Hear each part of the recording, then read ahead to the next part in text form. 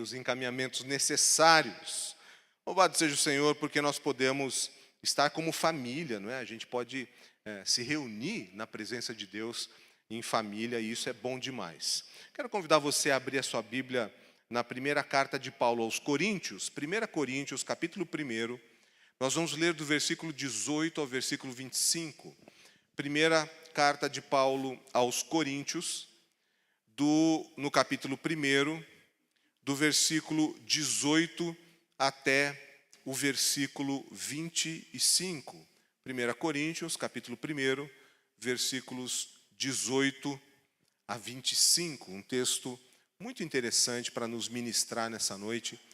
Que Deus fale ao teu coração. 1 Coríntios, capítulo 1, versículo 18 até 25. Certamente, a palavra da cruz é loucura para os que se perdem, mas para nós, que somos salvos, poder de Deus. Pois está escrito: destruirei a sabedoria dos sábios e aniquilarei a inteligência dos instruídos.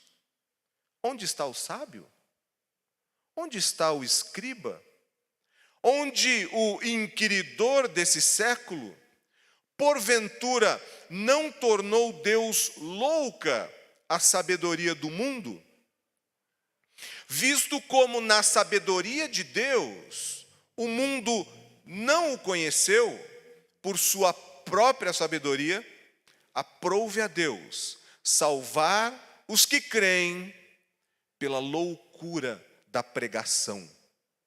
Porque tanto os judeus pedem sinais, como os gregos buscam sabedoria, mas nós pregamos a Cristo crucificado, escândalo para os judeus, loucura para os gentios, mas para os que foram chamados, tanto judeus como gregos, pregamos a Cristo, poder de Deus e sabedoria de Deus, porque a loucura de Deus é mais sábia do que os homens, e a fraqueza de Deus é mais forte do que os homens. Senhor amado, nós te pedimos nessa noite, em nome de Jesus, que o Senhor esteja falando ao nosso coração poderosamente, que a tua palavra seja, Senhor, força que nos vivifica, que nos transforma, que nos alimenta, que nos mostra o caminho, que nos defende, que seja palavra poderosa, Senhor, voz da tua presença, pelo mover do teu Espírito, que fale ao nosso coração, nos instrua com a sabedoria que vem da tua presença, Pai. Nós queremos compreender, Senhor, a tua voz, a tua presença, a tua revelação. Queremos, Senhor, contemplar a tua presença aqui, em nome de Jesus. Nos colocamos em tuas mãos, para a honra e glória do teu nome. Queremos contemplar a tua presença, em nome de Jesus. Amém. Amém. Louvado seja o Senhor. É interessante esse texto, ele tem uma profundidade teológica e de ensino que chega a ser constrangedor compreender esse texto e também a forma como nós nos aproximamos de Deus. É claro, se aproxima de Deus quem tem fé. Se aproxima de Deus quem exercita essa capacidade de crer, e porque crê, compreende a presença de Deus. Esse texto ele deixa muito clara essa dimensão do nosso exercício de compreender e estar nessa dimensão e nessa perspectiva da revelação da presença de Deus. Nós não contemplamos Deus por causa da nossa inteligência, por causa da nossa sagacidade. Nós não contemplamos Deus porque nós fazemos algum exercício ou então descobrimos alguma frase mágica que nos altera a consciência e aí nós contemplamos aquilo que a nossa imaginação nos mostra ou nos surpreende. Nós contemplamos a presença de Deus, nós de alguma forma experimentamos a presença de Deus pela fé. E por isso é importante que o exercício da nossa fé seja um exercício maduro, seja um exercício que saia das questões elementares que muitas vezes nós gostamos de ficar presos. O apóstolo Paulo, ele diz com muita propriedade em diferentes lugares nas suas cartas, que ele deseja que os cristãos, que os discípulos de Jesus Cristo possam chegar à maturidade, que possam se aproximar de Deus com maturidade.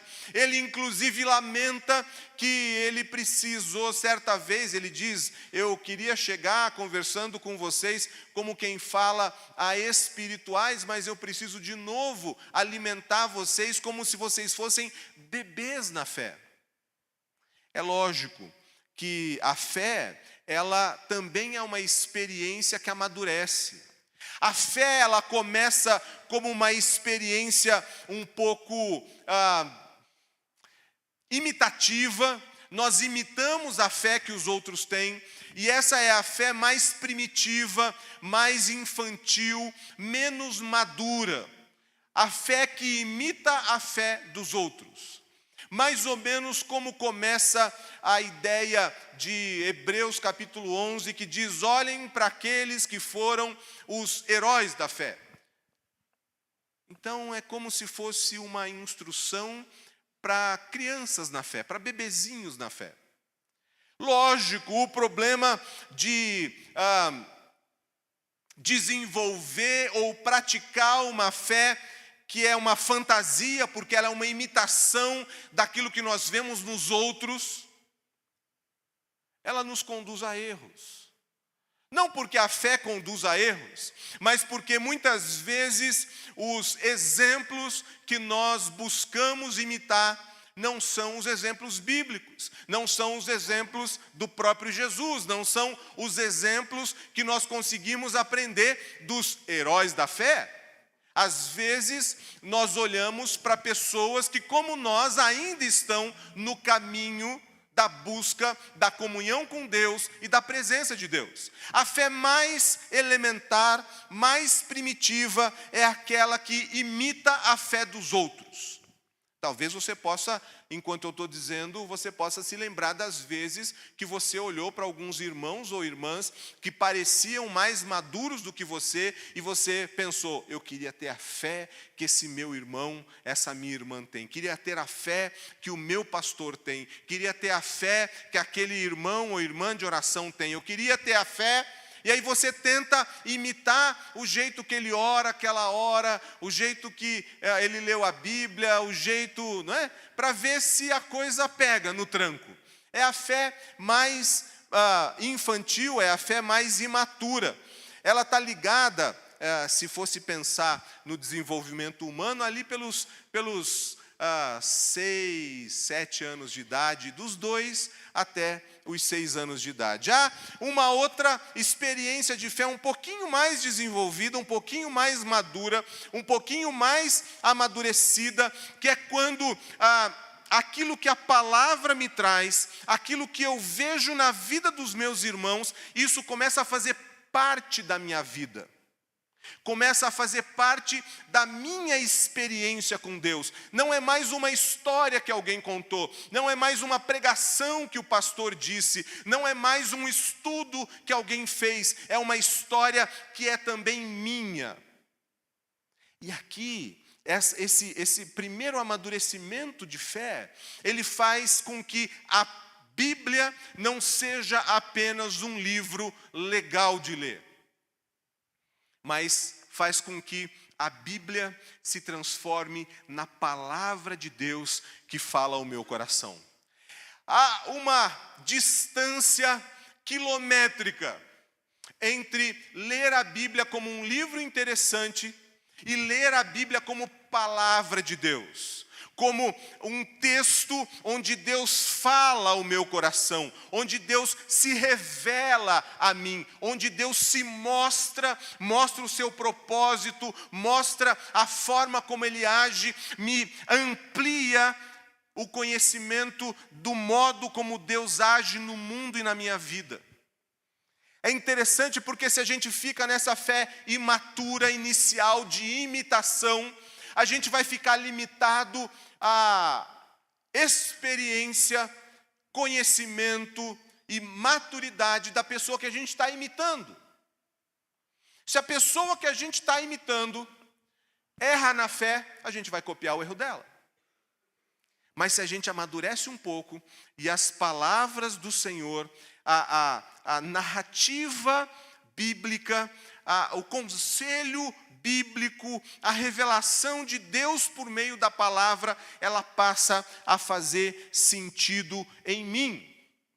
E aí eu até olho os meus irmãos e irmãs na sua fé, mas eu não preciso mais imitar, eu não preciso mais copiar, porque agora as experiências acontecem no meu coração, nos meus pensamentos, no meu conhecimento, nas minhas experiências com Deus. Você percebe a diferença? Eu posso até entender que a minha fé é a mesma fé que a tua. Ou como diria uma frase, não é, que Wesley dizia, se o teu coração é igual ao meu, dá-me a mão e vamos caminhar juntos, porque nós somos irmãos. Uma fé que amadurece, uma fé que entende que Jesus Cristo não é para ser vivido sozinho, uma fé que amadurece e sabe que a comunidade, o corpo de Cristo, ele tem em mim uma de suas partes, um de seus membros, e eu sou então ligado a você pelo amor de Deus. Há então uma outra fase de amadurecimento, onde nós não só conhecemos a palavra que se revela, não só aprendemos que Deus se revela a mim, que a Bíblia é a palavra de Deus que ministra o meu coração, que eu faço parte de um corpo, mas esse novo passo de amadurecimento me leva a assumir responsabilidades que Deus me inspira a realizar nesse mundo. Trocando em miúdos, é quando eu entendo que Deus, por meio do seu Espírito, me capacita com dons e para que esses dons sejam o serviço do amor de Deus ao mundo. Eu assumo responsabilidades, eu assumo serviço, eu assumo compromisso, eu compartilho a minha vida com outros. O meu estilo de vida não é apenas de alguém que vive de qualquer jeito e vem no domingo na igreja para receber uma palavra. Porque a palavra agora fala o meu coração. E Deus capacita a vida que Ele me deu para servir outras pessoas. O desejo de fazer com que o amor, a bênção e a salvação em Jesus Cristo cheguem a outras pessoas, esse é um sinal de um terceiro nível, uma terceira experiência de maturidade na fé. Se você ainda fica nessa fé de imitação, no jeito que as pessoas levantam a mão, ou que cantam, ou que oram, ou que leem a palavra, seja qual for a imitação, você vem ao culto só para receber a bênção. Você não quer mais nada. Se você dá aquele primeiro passo de maturidade, então você vem ao culto, você se junta ao povo de Deus para saber que a palavra fala ao teu coração, para que algo aconteça na sua vida, para que Deus ministre poderosamente a sua vida, para que você contemple a presença e a revelação de Deus. Você não precisa imitar ninguém, mas a comunidade, a igreja, o corpo de Cristo, ele revela que você faz parte disso tudo. Esse segundo passo, então, de maturidade é quando essa experiência da revelação de Deus, da palavra que se revela a mim, gera em mim a necessidade, a vontade, o desejo, a motivação de levar a vida plena, salvação em Jesus Cristo a toda e qualquer pessoa. Isso é sinal de maturidade, isso é sinal de amadurecimento no relacionamento com Deus. Mas há um terceiro passo de maturidade, de amadurecimento da fé. É quando a certeza da presença de Deus, do relacionamento que eu tenho com Deus, da profundidade que eu tenho na palavra, da convivência que eu tenho com a igreja, com meus irmãos e irmãs, corpo de Cristo, ela me sustenta o tempo todo, apesar das adversidades, apesar das lutas e tribulações, apesar das contradições que aparecem na vida cristã. A pregação para esse nível mais infantil de fé, sabe qual que é? Vitória, vitória, vitória, vitória, vitória, vitória. Você nunca vai ficar doente, Deus vai sempre te abençoar. Nesse terceira experiência de maturidade, sabe o que você quer ouvir? Fala assim, olha aqui, dias maus fazem parte da vida de pessoas boas. Lutas, tribulações, tristeza, choro, fazem parte da nossa existência humana. A morte faz parte da nossa existência humana. E você fala assim, Deus, eu te louvo, porque a minha vida não é uma fantasia de vitória, vitória, vitória, mas é uma vida real, onde eu contemplo a tua presença no alto do monte ou no fundo dos vales. Isso é maturidade. E deixa eu dizer, poucos querem essa maturidade. Porque é mais fácil ficar como criança. Porque como criança eu posso chorar, eu posso reclamar, eu posso pedir colinho, eu posso depender dos outros, eu posso, dizer assim, puxa, eu não consigo ver Deus, mostra Deus para mim. Aí Jesus fala para Filipe e para Tomé. Você lembra da pregação do domingo passado? Olha para mim, olha para mim que você vai ver o Pai. Senhor, não sabemos o caminho a seguir. Eu sou o caminho, a verdade e a vida, ninguém vai ao Pai senão por mim. Jesus está falando para os discípulos, amadurece, amadurece. Filipe vai amadurecer, lembra que a gente falou do Filipe na semana passada, né? Filipe é aquele sujeito que vai para o meio do deserto impelido pelo Espírito para correr do lado da carruagem do funcionário da rainha da Etiópia e pregar para ele se converter e o cristianismo se desenvolver de uma forma assustadoramente poderosa lá na Etiópia. Lá nos primeiros anos da igreja, há 2000 anos atrás, por causa de Filipe.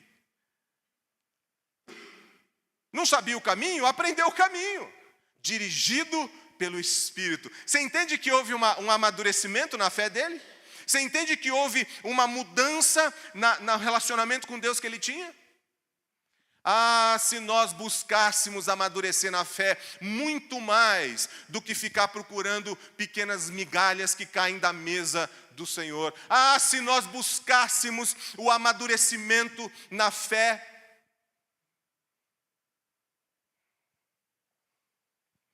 Esse evangelho que Paulo diz que é a loucura da pregação.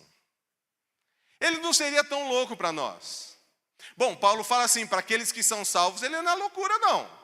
Ele é loucura para aqueles que se perdem, para aqueles que não conseguem crer, para aqueles que não conseguem experimentar a revelação de Deus dessa forma. Mas sabe que existe também, infelizmente, por causa dessa fé infantil, infantilizada, elementar, que só fantasia e imita, copia, existem evangelhos da loucura mesmo. Não só a loucura do evangelho, mas existe o evangelho da loucura. Loucura porque não conseguem discernir o que é de Deus e o que não é de Deus. O apóstolo Paulo diz ainda em 1 Coríntios, aí no capítulo 2, não sei se você está com a sua Bíblia aberta, mas o 2,14, olha só o que diz, capítulo 2, versículo 14. Ora, o homem natural não aceita as coisas do Espírito de Deus.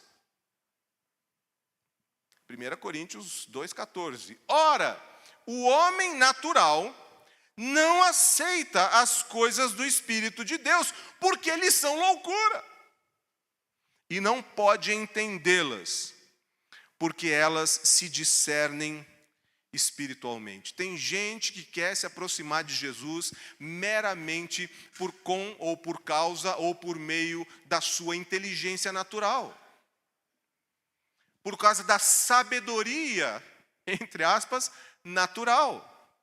E aí são pessoas que, por causa dessa fé infantil, querem racionalizar sempre a palavra de Deus. Querem explicar todas as coisas da palavra de Deus. Querem, de alguma forma, fechar as brechas que possam existir de possíveis contradições daquilo que ele acha que ele vê, porque ele imita a fé que os outros têm, ele imita a interpretação bíblica que os outros fazem, porque ele não tem essa maturidade para experimentar o texto bíblico. E o evangelho da loucura, então, é avaliar Jesus Cristo, a obra de Deus, por meio da nossa inteligência humana e natural. Então quer dizer que a gente não precisa usar a inteligência? Claro que sim! Quanto mais você usar a sua inteligência, mais inteligente vai ser a sua experiência com Deus. Porém, é inteligente, igualmente inteligente, você entender que as coisas do Espírito se discernem pelo Espírito.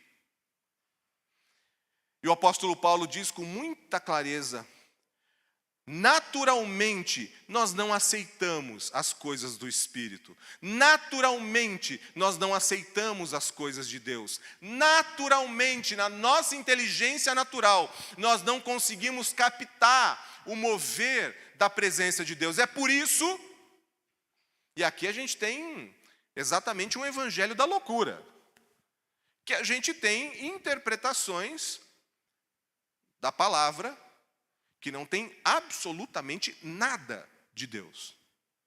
Interpretações do evangelho desse texto bíblico que não tem absolutamente nada a ver com o cristianismo. Existem muitos hoje que usam a Bíblia simplesmente como um apoio de móvel. Não precisa nem abrir. Porque se a gente disser algumas palavras de ordem, alguns jargões bonitos, se a gente disser algumas frases de efeito, a gente traz o povo com a gente.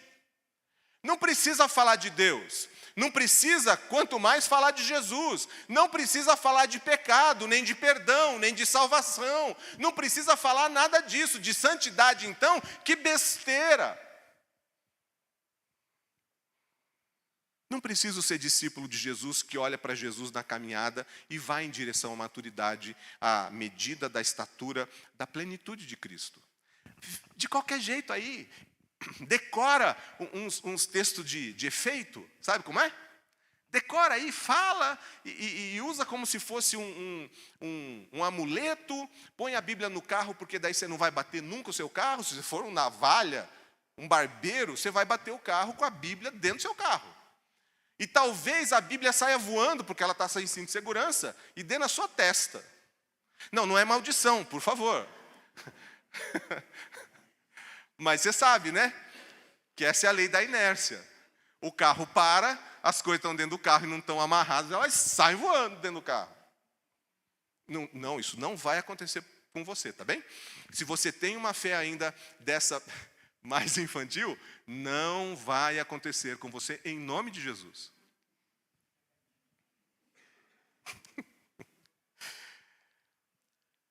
Paulo em Romanos diz que nós, seres humanos, com muita facilidade, substituímos o Criador pela criatura.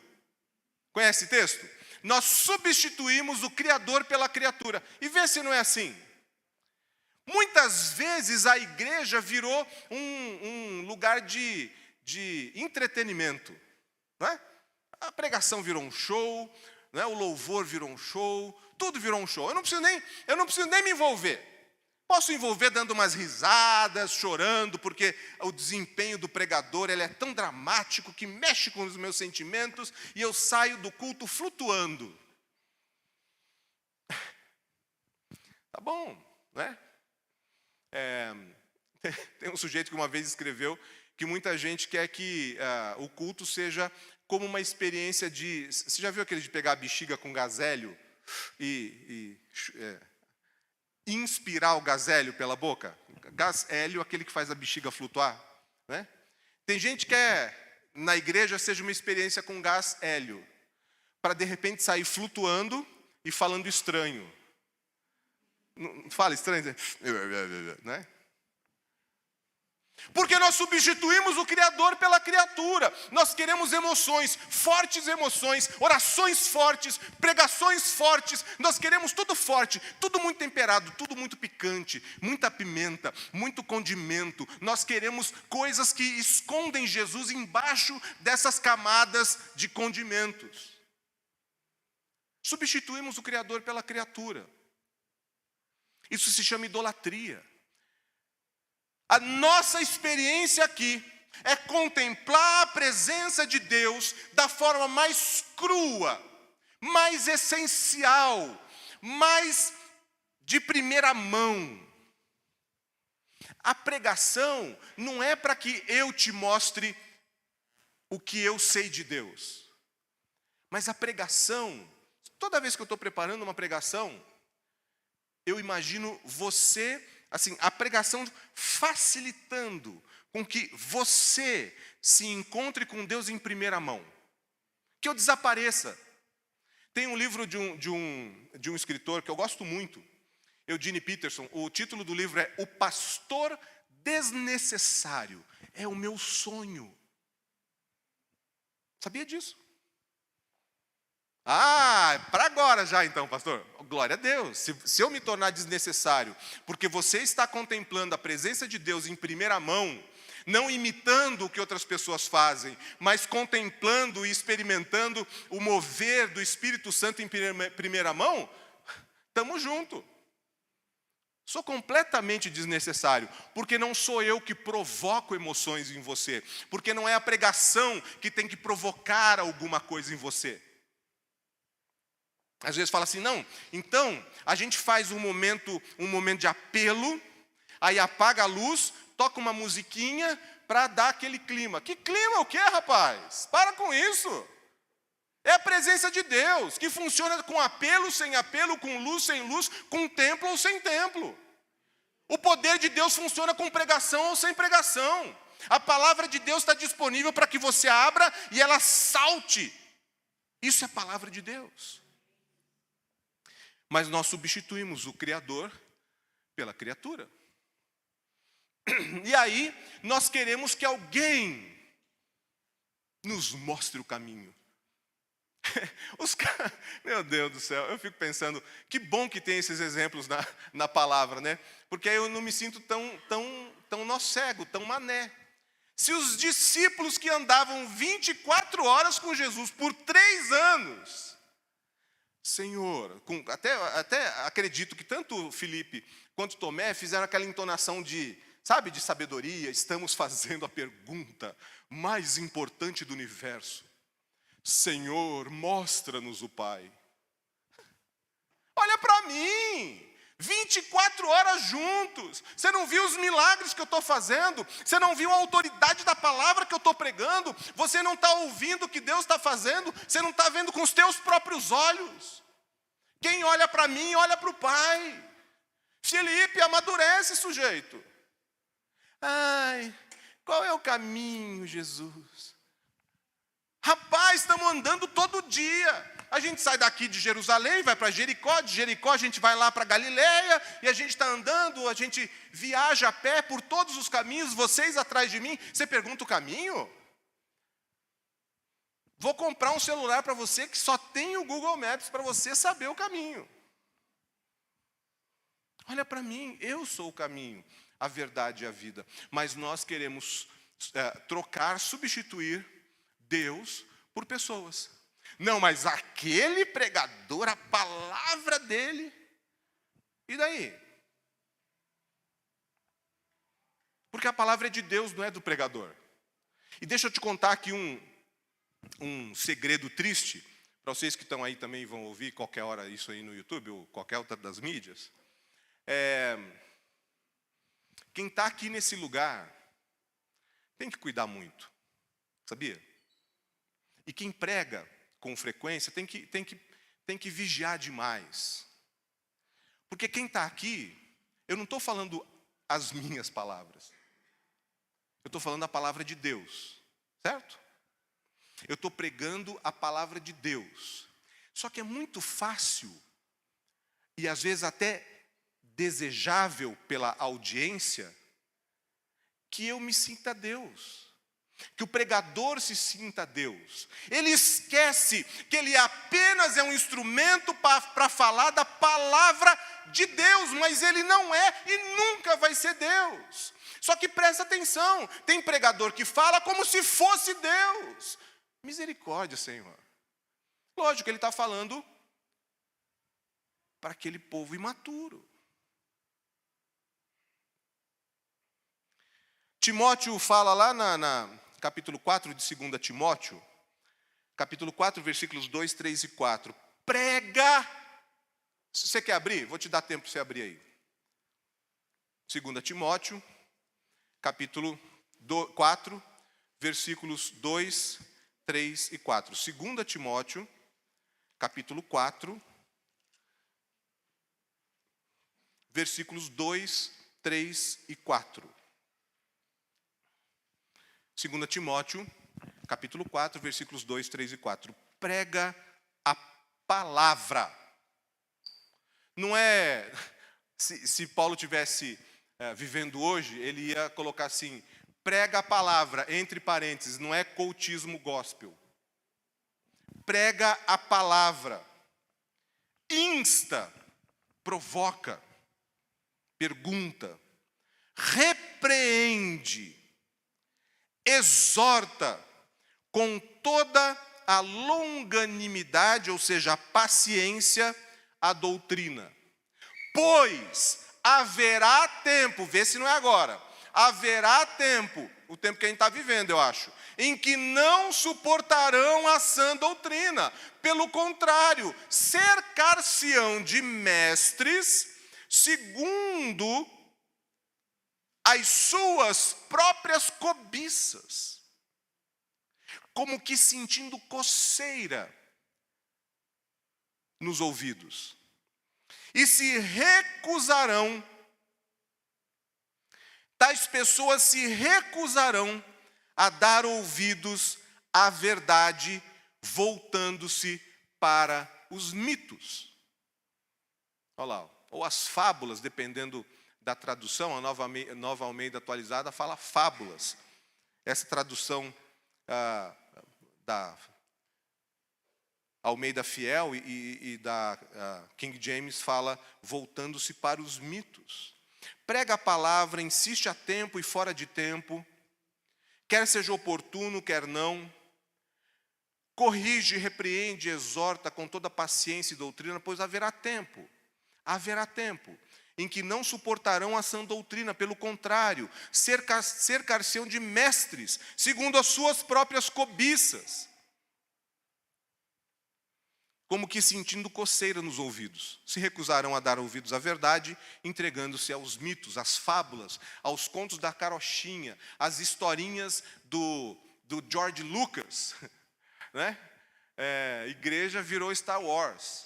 né? Senhor dos Anéis, virou filme de Hollywood, faz um roteiro bonito que toca o coração. Não importa se é bíblico ou não é bíblico, se é verdade ou se não é verdade, mas vai dar gente, as pessoas vão vir. Ok, só que vão ficar na imaturidade, na infantilidade, não vão contemplar a presença do Senhor, não é porque Deus não se revela, é porque o imaturo nem percebe a presença de Deus, nem percebe o mover de Deus, nem consegue discernir quando Deus está apontando com todos os dedos da mão, quando Ele construiu um letreiro com uma seta luminosa dizendo, é aqui, é aqui. Eu preciso de alguém para que Deus fale comigo. Porque é imaturo. Você quer ver a presença, contemplar a vontade de Deus? Trilhe o caminho do amadurecimento na fé. Deixe de ficar dependendo de um ou de outro. Busca você com fome, com sede. O Evangelho é muito claro. O Evangelho é Jesus Cristo. Evangelho é Jesus Cristo. É Jesus Cristo, o Verbo que virou gente. É Jesus Cristo, amor de Deus, que veio para salvar todo aquele que crê. É Jesus Cristo, o último sacrifício que foi oferecido na cruz para redimir e salvar a toda a humanidade. O Evangelho é Jesus Cristo, vencedor da morte para reconciliar você e eu com Deus. O Evangelho é Jesus Cristo, poder de Deus para nos dar o caminho, a verdade e a vida.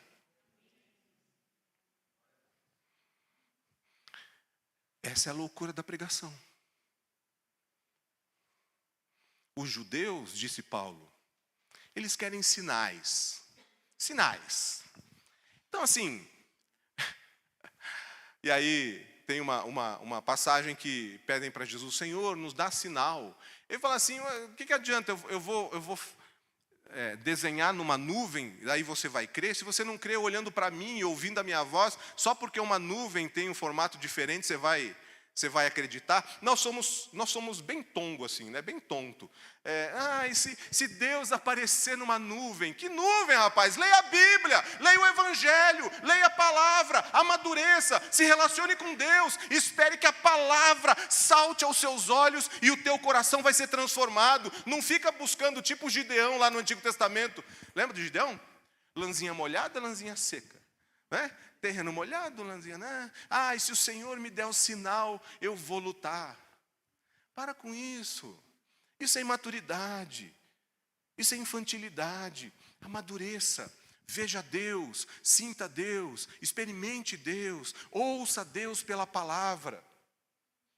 Mas a gente tem tanta gente que não ouve a palavra. Por exemplo, Tiago. Sabe que o livro de Tiago que tem na Bíblia, a maioria dos estudiosos concordam que foi escrito pelo irmão de Tiago, irmão de Jesus, né?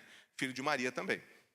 Ele diz assim, a religião, Tiago 1:27, a religião pura e verdadeira, aos olhos de Deus, o Pai, é esta: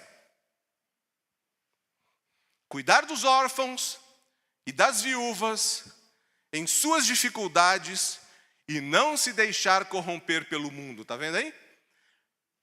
Cuidar dos órfãos e das viúvas em suas dificuldades e especialmente não se deixar corromper pelas filosofias mundanas. O que você acha que é o Evangelho ou o relacionamento com Jesus Cristo? Está aí a resposta. Tá, mas é Tiago, não é Jesus. Então tá bem, Mateus 25, 34 a 40. Vamos ver se o Juninho é rápido para sacar lá o Mateus 25. Mateus 25, 34 a 40. E eu vou terminar com esse texto. Vinde, benditos de meu Pai. Entrai na posse do reino que vos está preparado desde a fundação do mundo. Porque tive fome e me deste de comer. Tive sede e me destes de beber. Era forasteiro e me hospedaste. Estava nu e me vestiste. Enfermo e me visitaste. preso e foste me ver. Então perguntarão os justos: Senhor, quando foi que te vimos com fome, te demos de comer, com sede, te demos de beber? E quando te vimos forasteiro e te hospedamos, e nu e te vestimos? E quando te vimos enfermo ou preso e te fomos visitar? O rei, respondendo, lhes dirá: em verdade vos afirmo que sempre que o fizeste a um destes pequeninos irmãos, a mim o fizeste. Você tem dúvida o que é um relacionamento com Deus, com Jesus Cristo, que é ser evangélico? Isso é ser evangélico. Qualquer coisa que não seja isso, é qualquer coisa que não seja evangélico.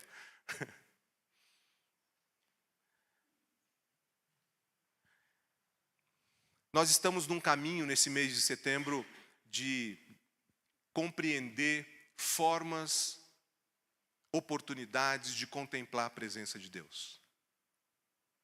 Paulo diz: pregamos a Cristo, poder de Deus, sabedoria de Deus, porque a loucura de Deus é mais sábia do que os homens, e a fraqueza de Deus é mais forte do que os homens. Nessa noite eu quero te fazer um convite.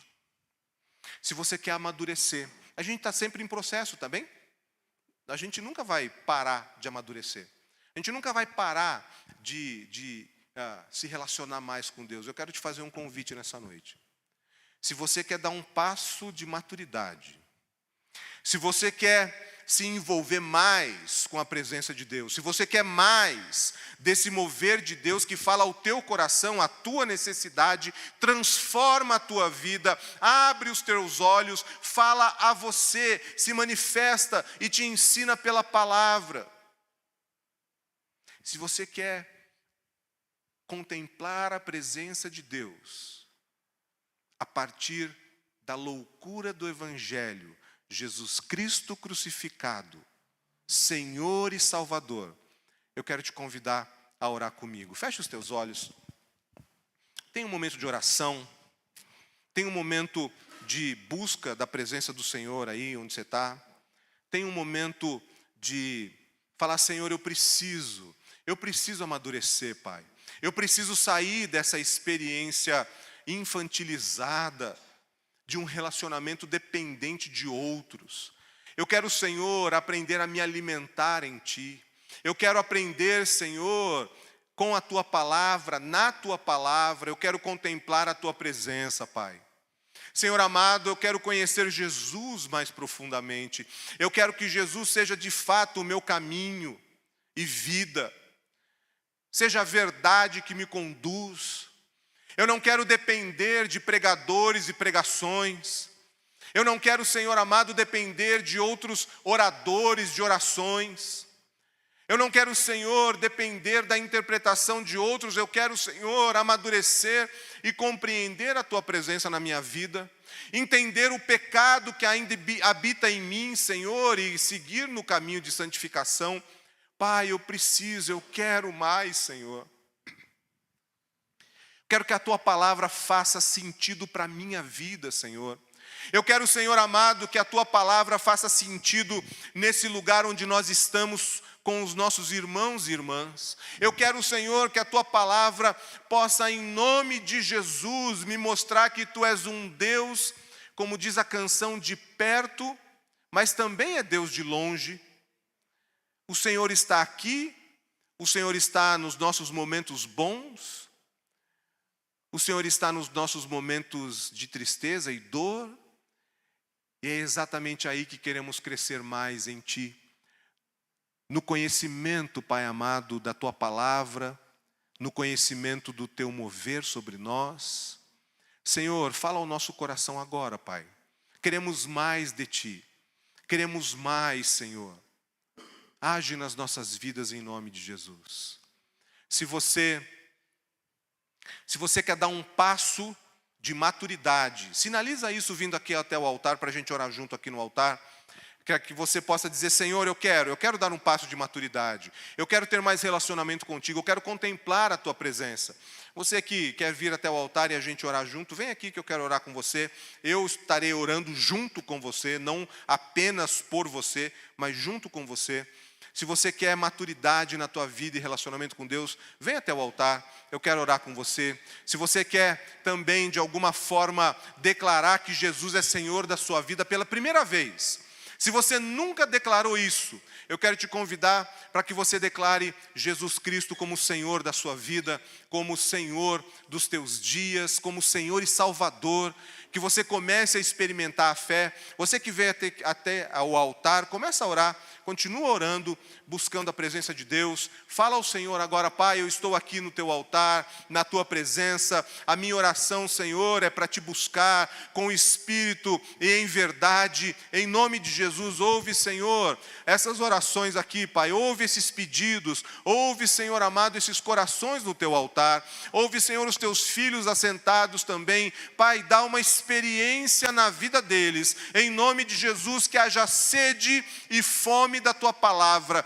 que haja, Senhor, sede de um relacionamento contigo, que haja, Senhor amado, uma vontade de uma experiência mais profunda, mais amadurecida, uma experiência, Senhor amado, que não é manipulada, como diz o apóstolo Paulo lá em Efésios, por aqueles que induzem ao erro. Nós queremos, Senhor amado, maturidade, caminhar, Senhor, em direção a Ti, caminhar, Senhor amado, na capacidade de ouvirmos a Tua voz, de, Senhor, respondermos ao Teu chamado, de sermos enviados em missão. Oh, Deus amado, toca o nosso coração, Senhor, como Jesus disse aos discípulos que os campos estão prontos para a colheita, usa-nos como Teus ceifeiros, usa-nos como pessoas que vão atender as necessidades dessa cidade, das nossas famílias, desse país, em nome de Jesus. Que a Tua palavra nos alimente, Senhor amado, que a Tua palavra nos transforme, Pai amado,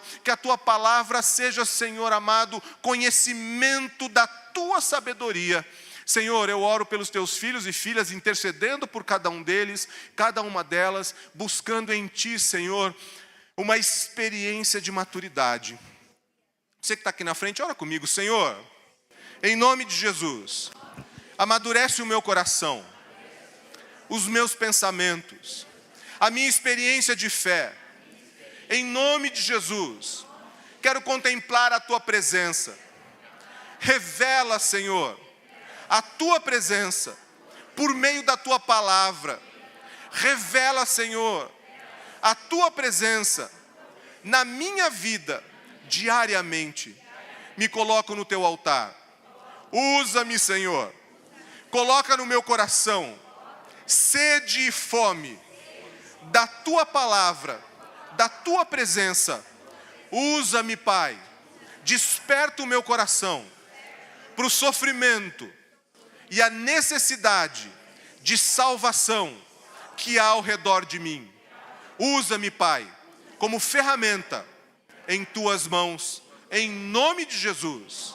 Que a minha fé, a fé que eu tenho em Ti, confiança, cresça, amadureça e chegue, Senhor, à medida da estatura, da plenitude de Cristo, em nome de Jesus.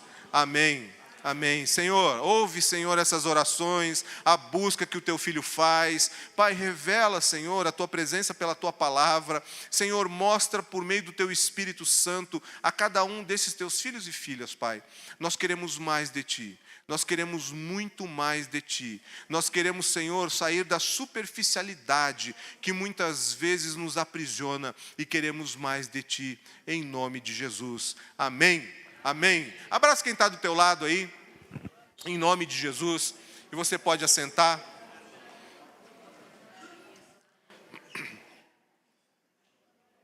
Aleluia. Glória a Deus. Que Deus esteja falando aos nossos corações, em nome de Jesus, e que a palavra continue a dar frutos na tua vida, em nome de Jesus. E nós possamos amadurecer juntos, e sendo maduros, nós possamos ser àqueles que vão ao mundo, levando Jesus Cristo a toda criatura, em nome de Jesus.